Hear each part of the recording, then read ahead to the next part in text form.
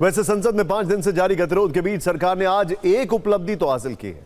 दोपहर 2 बजे राज्यसभा की कार्रवाई शुरू होते ही विपक्ष के हंगामे के बीच केंद्रीय मंत्री नित्यानंद राय ने the prevention of insults to national honour amendment bill 2026 पेश किया है।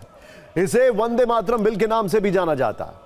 अगर यह बिल संसद से पास हो गया तो जानबूझकर वंदे मातरम के गायन में बाधा डालना, उसे रोकना या कार्यक्रम में व्यवधान पैदा करना अपराध माना जाएगा। यह बिल 1971 के the prevention of insults to national honour act यानी राष्ट्रीय सम्मान के अपमान की रोकथाम अधिनियम में संशोधन का प्रस्ताव करता है। अभी इस कानून के तहत राष्ट्रीय ध्वज और राष्ट्रीय गान का अपमान दंडनीय है, लेकिन संशोधन के बाद राष्ट्रीय गीत वंदे मातरम भी इस कानून के दायरे में आ जाएगा। बिल में राष्ट्रगान की तरह वंदे मातरम के सम्मान को जरूरी बताया गया है। संशोधन बिल के मुताबिक राष्ट्रगीत का अपमान करना अपराध होगा। दोषियों के खिलाफ कानूनी कार्रवाई हो सकेगी। ऐसे मामले में अधिकतम 3 साल की जेल, जुर्माना या दोनों सजा का प्रावधान है। इस विधेयक का मकसद वंदे मातरम को कानूनी सुरक्षा देना है।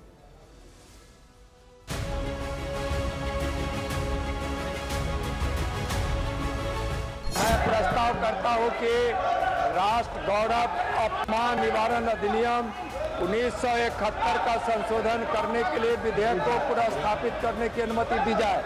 They cannot manufacture patriotism and nationalism through a piece of legislation. Their intention is to polarize the society. Vande Mataram should unite Indians. It should not divide us. I love Vande Mataram, but I oppose this because they are purposefully manufacturing a division between Rabindranath Tagore and Bankim Chandra Chatterjee. हमारे विपक्ष के विकास और जो भी विरोध कर रहे हैं वो गुमराह कर रहे हैं।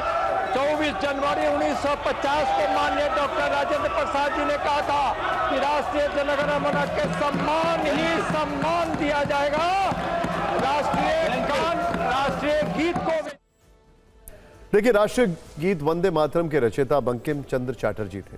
इसमें 6 अंतरे हैं जिन्हें गाने का समय 3 मिनट 10 सेकंड तक है।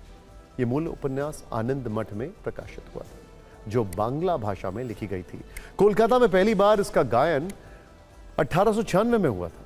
संविधान सभा में जनगण मन और वंदे मातरम दोनों को राष्ट्रीय प्रतीकों के रूप में अपनाने पर पूर्ण सहमति थी और इस मुद्दे पर कोई बहस नहीं हुई।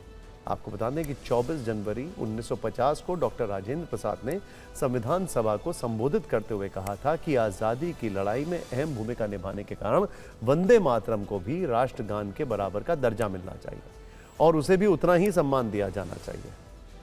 बीजेपी लंबे समय से वंदे मातरम के सम्मान को मुद्दा बनाती रही है। यह पार्टी की सांस्कृतिक और राजनीतिक विचारधारा का अभिन्न हिस्सा है। लेकिन सवाल बिल की टाइमिंग का है।